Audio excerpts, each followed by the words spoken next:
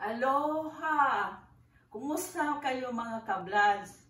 Saan man kayo naruroon sa iba't ibang panig ng mundo, lalo na sa mga OFWs na malayo sa mga pamilya, mga kamag-anak, mga kaibigan sa Middle East, Europa at Pilipinas. Ito ang inyong Lolo Pat and Nita na bumabati sa inyong lahat mula sa Honolulu, Hawaii. Nais namin i-share with you ang video call namin ni Dalia Mamaklay na tiga Kalinan, Davao City.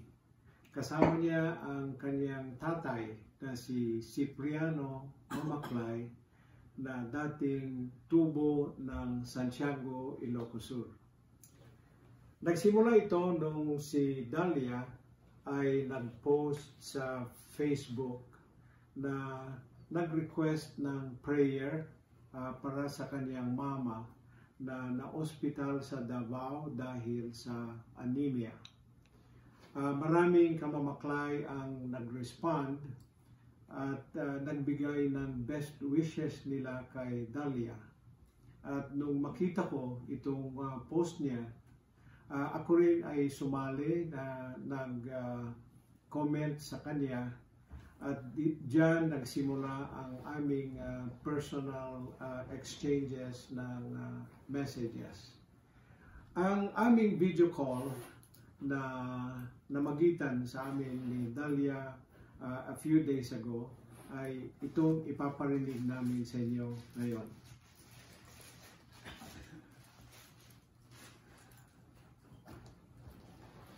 Mayong hapon kaninyo sa Kalinan, Davao Maka.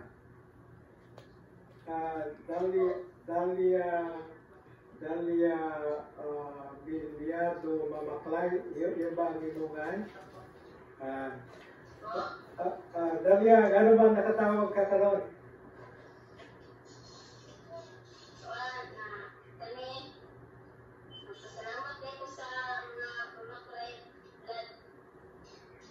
Mamaklay man.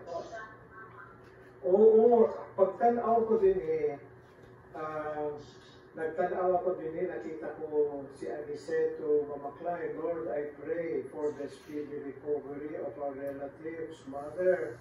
Nakita ko din kang Jacqueline, hasta kang kinsa pang bandiya.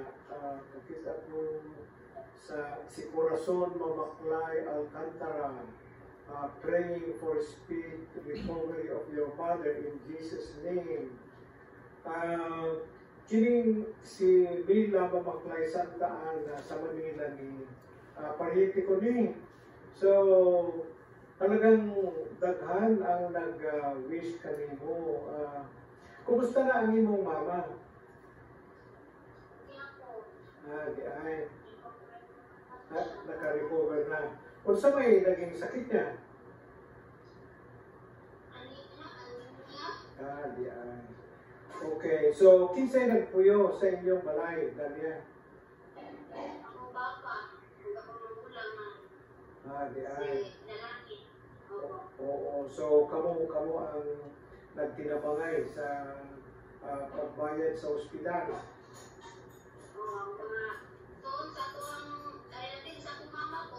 Oh, okay. Anyway, kini ang magpatinuod na daghang matabang ang prayer.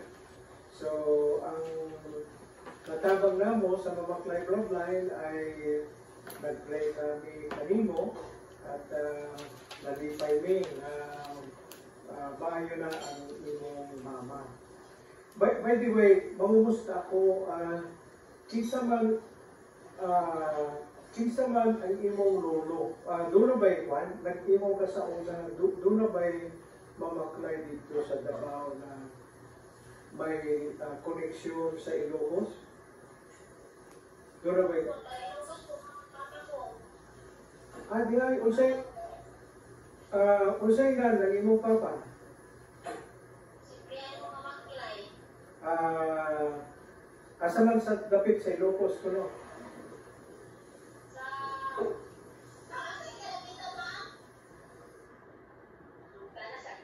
Sige lang, siyagit na lang para di ka mawagtan sa camera.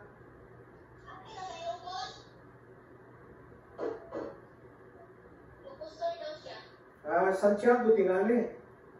Oo, Santiago, Ilocosur. Tawagi ang imong Papa B at mailan na ito. Mag-istorya mi ng Ilocano. Oo.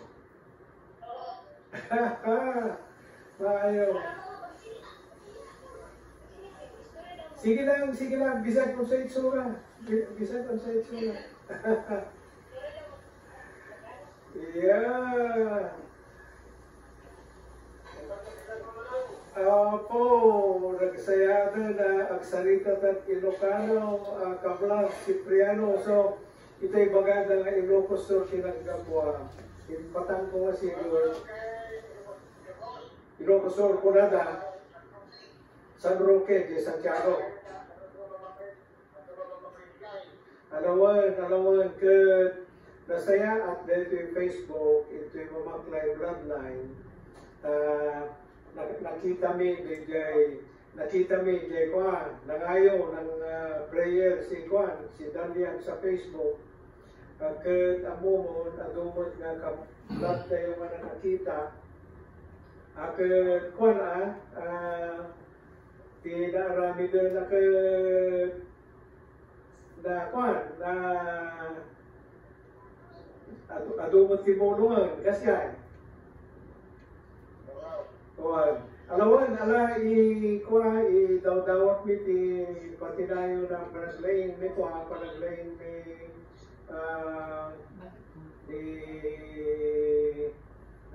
si Biuna, tinagan ni bakit po itay? Si Biuna. Kaya si Kat, si Cipriano, ayan. Alam mo nga raw, dala na yung bigat yun siguro itaya. Kada kami ito'y Pilipinas, itata ay Hawaii ka manunmi, itata. Agan-anad kayo, agan-anad kayo kablat, barbaran Romanayo pa itibiyag tayo, Danya, isa mo Danya. Nay. Ada yung Danya, napanan lang. Asa naman si Danya? Okay, so Danya, sige, magpaalam ka na, Danya. So, nagpaminaw sa ato ang mga Mamaklay Bloodline karon, sige. Pagkasaw ka ba yung Ilocano, Barok? Panasan ko?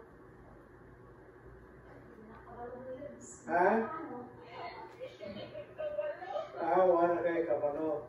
So, alam mo, Ilocano na, ang Ilocano ng daghang salamat ay Diyos Tiagmina. Mamaklay Bloodline. Sige, suwayin mo. Diyos Tiagmina, Mamaklay Bloodline. Diyos Tiagmina, Mamaklay Bloodline. Okay. Sige, God bless you. Nais kong kunin ang pagkakataon nito para i-share ang mga bersikulo mula sa Biblia tungkol sa healing or prayer for the sick. At saan man siya pumunta sa lungsod. So ito ay galing sa Marcos 6:56. Basahin po niyo ng Tagalog, kayong mga Tagalog. And then ibasak ti Ilocano, kadigiti Ilocano. Ti sa dinduman anapanan ni Jesus, purukman wenno baryo, wenno plaza, impan digiti tattao, digiti masakit da kenkwana, nagpakpakaasida kenkwana, nga uray sagiden lakuma, digiti masakit, tigayadan, ti kagayna. Ket naimbagan, digiti amin, anang sagid, ti kagayna. Naggapo dito yung San Marcos 6:56. So, bawatan tayo kakabsat nga ti panangagas ti maysa kadigiti pinagministeryo ni Apo Jesus ngem ti kang runaan ket iso iti pannakay kasabat ti ebanghelyo ti pannakay salakan. So, kadayto nga binasa tayo Kaya't kung awaten tayo nga ti naggapuan ti amin nga otoridad nga panangagas ket awan sa bali nudi ni Apo Jesus. So lumapan tayo ijay Matthew 10:1, makita tayo nga tisim maruno ang nabigyan ng otoridad ay ang mga alagad ni Jesus. So Tagalog dayjay ket Ilocano manen kakamsat. Inayaban ni Jesus digiti 12 nga adalan na. Inikan na ida ti panakabaling amang paksyat kadigiti dakes nga espiritu ken mangpaimbag kadigiti agsagsagaba ti amin akita ti sakit ken anayen. So makita tayo ti sumarunong nga bersikulo iso detoy dayjay modelo uno halimbawa ng pagdasal para sa may sakit. So kinuna ni Pedro. So detoy kata idi imulin ni Apo Jesus sa dilangit ket idi tuloy digiti disipulos ti panangasabada nakadanon ni digiti disipulos ti maysa nga lugar nga adda maysa nga pilay kaya doon nang galing dayjay kararag ni Pedro. Kinuna ni Pedro, awan kwartak ngem ited ko ken ka ti adda kaniyak. Itinagan ni Jesus, tumakder ka, ibiling ko amag naka. So DJ kakabsat, yun ang nagbibigay sa atin ng modelo kung paano tayo magdasal sa mga may sakit. Ang mabasa natin sa Biblia mula sa Luma at Bagong Testamento, ang James 5:14 to 15 ang pinakamaliwanag na instruksyon kung sino ang mga pwedeng magdasal para sa may sakit. At dito natin mabasa sa James 14. Ito yung another na modelo na naman na ating mabasa. So ang tanong ay sino ba ang pwedeng magdasal? So sabi nito ay pwedeng magdasal ang mga elders sa simbahan. Pero of course kailangan maintindihan natin na ang pastor ay siya ang pinuno ng mga elder. So basahan tayo man dito yan iti Ilocano, sa inyong screen ay Tagalog. Adda ka di masakit kada kayo.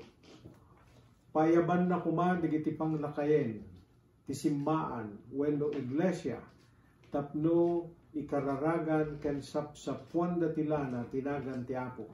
And then tignan nyo dito, numamati digiti panglakayen nga ipangag ti Dios ti kararagda umimbag to ti masakit pasalun aten to ti Apo ket pakawanen na kay digiti basbaso na.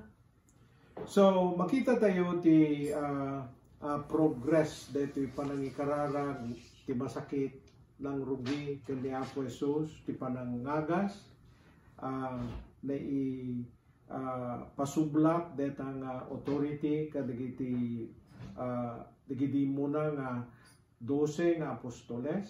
And then kadayjay James 5:14 makita tayo nga pati digijay pangpanguluwen ti simbaan nang nagro na kan ni pastor mabalinda ti mangikararag ti masakit. Ngem kadto sumaruno nga bersikulo makita tayo nga praying for the sick is not exclusively for elders and pastors. Ngem agraman pay ti siya sinuman nga mamati. So ije San Marcos kunana ito'y manan at damay sa dato'y katiyanta barong nga testamento at damay sa nga babae merong isang babae nga agbulbulos ti darala dayjay ti sakit na sa nakaraang 12 years. So, itong babaeng ito na may sakit na I don't know, hindi naman dysmenorrhea yan, no? But then lumapit ito kay Jesus na ang kanyang isipan at nasa kanyang isipan ay pagmahawakan lang niya yung damit ni Apo Jesus ay gagaling na siya.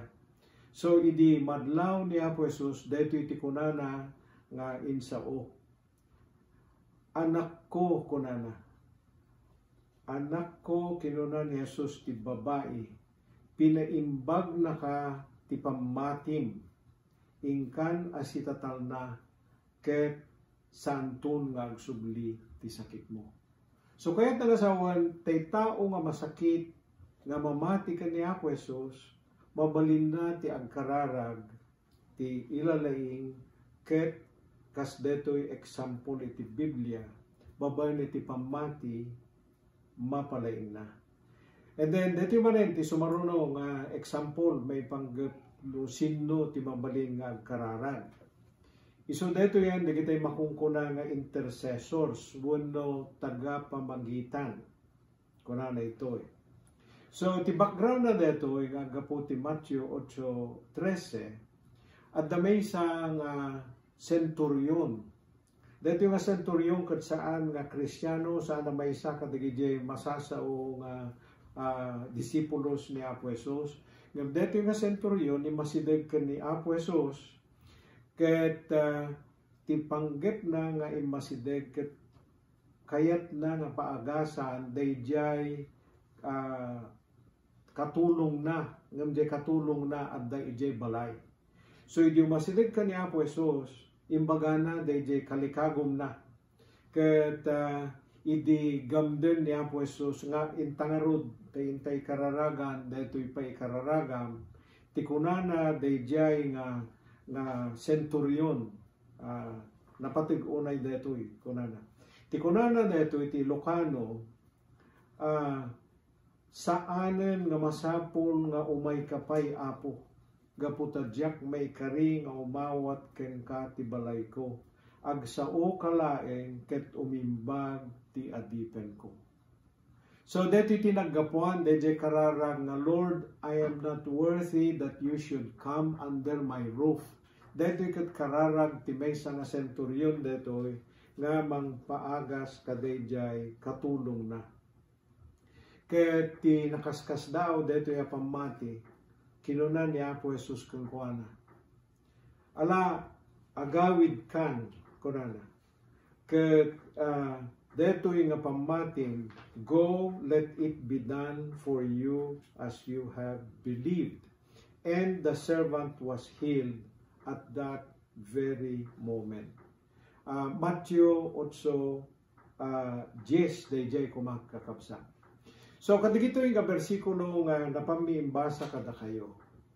Anya ti maadal tayo kadigitoy may panggep iti panagkararag kadigiti masakit.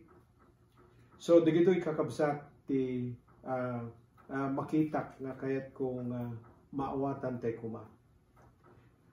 Faith, wano pananampalataya, ito ang main issue para sa prayer for the sick.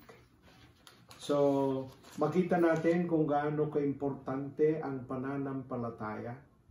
At dahil dito, yung kasunod na versikulo sa 8:10, 8:13 kumande diyan. Dahil sa sobra-sobrang pananampalataya ng centurion, nagagaling yung kanyang katulong kahit hindi puntahan ni Jesus diyan sa bahay.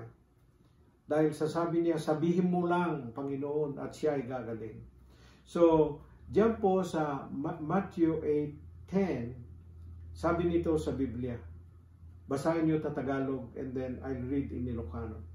Nasdao ni Jesus idinangeg na daytoy ket kinunana kadigiti pasurot na wenno disipulos na. Ibagak kada kayo, jakpay nakasarak ti entero nga Israel, ti siya sinuman nga daan ti kastoy a pamati. So kakabsat, pananampalataya ang pinaka-importante kung tayo po ay magdasal para sa may sakit. At yung pananampalataya na kailangan ay either sa tao na humihingi ng healing or para sa tao na tagapamagitan. And it could also be either or both. So, sa ating pagpapatuloy, pwede nating i-conclude or ito ang magiging conclusion natin na kahit sino na Christian believer who has confidence can pray for the sick. So ipapaliwanag ko po yung confidence maya-maya. At dito habang binabasa niyo ng Tagalog, kailangan maintindihan po natin ito mula sa unang Juan 5:14. Dayjay kunana ti Ilocano, di tayo bumdeng o masideg ti Diyos. Agsipod tamo tayo nga inted na ti anyaman adawaten tayo, nulakit mayanurot ti pagayatan na.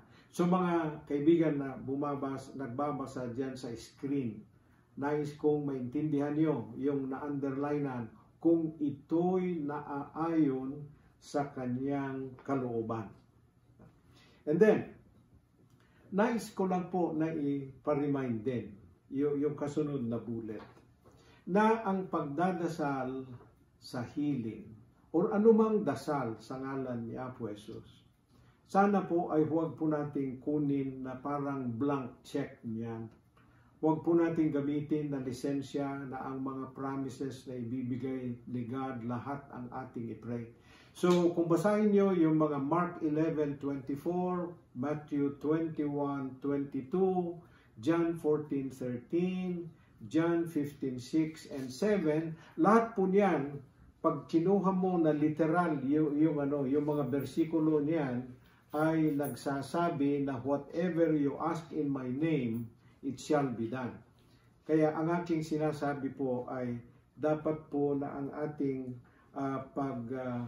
ang ating pong attitude when we pray those is ilagay po natin sa konteksto ang mga prayer natin, that if we ask anything, dugtungan po natin ng according to His will, sang-ayon po sa kanyang kalooban, ay pakikinggan po natin.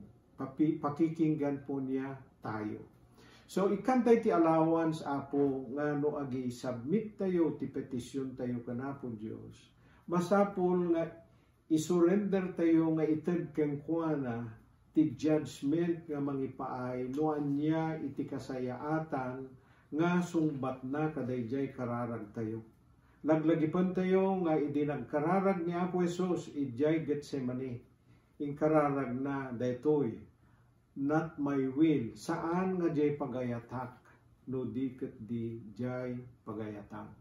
So kakabsat ko nga Kristiyano ken siya sino man ang dumdumngeg, sana po huwag po tayong ma-disappoint kung tayo po ay magdasal and yung ating ipinagdasal ay hindi gagaling.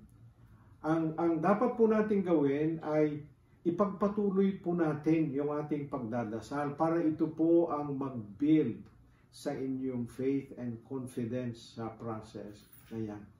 So, balikan ko yung ating sinabi kanina tungkol sa confidence. And permit me, my dear friends, na basahin ko na lang po ito ng English dahil sa ayaw ko po na ma-misinterpret natin yan. Ang nakasaad po rito ay sinasabi, and this is the confidence that we have toward Him, that if we ask anything according to His will, He hears us. So, itong confidence na ito ay mabasa po natin dyan sa, sorry po na medyo natabunan yan, pero ang versikulo po na yan ay 1 John 5:11-13. Ito po, dito po nang galing yung confidence. And this is the testimony that God gave us eternal life. And this life is in His Son. Whoever has the Son has life. Whoever does not have the Son of God does not have life. I write these things to you who believe in the name of the Son of God, that you may know that you have eternal life. Yung po at doon po galing yung confidence. So, ito po ang ating natutunan sa mga bersikulo na binasa natin. At let me end by giving you kung anong mga steps or kung ano yung mga hakbang na pwede nating gawin para may apply natin ito. So tayo po ay magpapatuloy na mag-pray sa mga may sakit, gumaling man o hindi. Let's continue to pray for one another every day. At as I said earlier, dito po mag-build yung ating faith and confidence as we make praying as our regular daily habit. And then, huwag po natin kalimutan, napaka-importante po ito. Kung tayo po ay mag-pray tayo sa ngalan ni Jesus. And then, mga kapatid, tayo ay lumapit kay Panginoong Jesus dahil siya lamang ang makapagpagaling sa atin. So, nais ko pong ipaliwanag additionally na kung nakuha mo yung pagtuturo na ang original or ang source ng authority sa pag-pray sa mga may sakit ay kay Jesus, then kailangan po na tayo po ay let us seek to know Jesus and have a personal relationship with Him as our personal Lord and Savior. Because He is our God who will not only heal our bodies from sickness according to His will, but above all else, Jesus is the one who can save us from sin, the worst sickness that can ever afflict our soul, that needs healing and reconciliation with God. And it is only through Jesus na siya ang makapagbigay sa atin ng eternal life. Let's pray. Panginoong Jesus, ako po ay nagpapasalamat sa opportunity na ito na makipag-interact sa aking mga kablad, mga kamag-anak at mga kaibigan kung saan man sila naruroon sa mundo. Lord, give me the wisdom. I-guide mo po kami ni Nita na maggawa ng mga videos na that can win their interest. While at the same time ay makashare po kami ng biblical teachings that will hopefully guide our day-to-day lives. Panginoon, may you raise friends and supporters that can catch the vision, na makaintindi po sa ipinagdarasal namin na gawain sa social media. At sila po ang magiging core group ng mga supporters namin na magbibigay ng advice at suggestion kung paano po namin ma-improve ang mga ito. Or another team of supporters na ang kanilang napakalaga na role ay mag-post, mag-like po sa YouTube para mas marami tayong ma-reach na tagapakinig sa YouTube at sa Facebook. So, mga kapatid, kung akin pong isummarize yung ginawa natin ngayon, ito po yung aming ginawa dito po sa kauna-unahan po na devotional namin. Tawagin natin na ito po ay isang devotional. And then, ang isang pangyayari sa buhay ay yung usapan namin ni Dalia. And then nakita niyo na naghanap ako ng angkop na mga Bible verses. And then pagkatapos, isinyer namin kung ano ang spiritual na kaalaman na natutunan natin.